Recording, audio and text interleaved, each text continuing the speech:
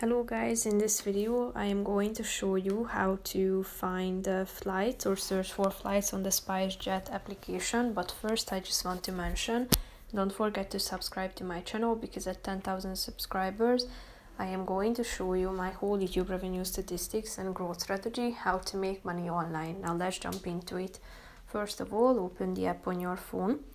Tap on the flights button down below and select the type of trip, one-way or round trip. Then select your departure point, then your destination. After that, you should select your departure date on the left side and your return date.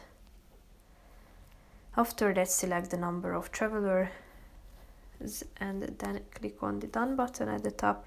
Select currency and tap on the search flights button down below, and here you will be able to find the available flights. Here you can see them. So that's pretty much it for this video, guys. See you in the next one. Bye bye.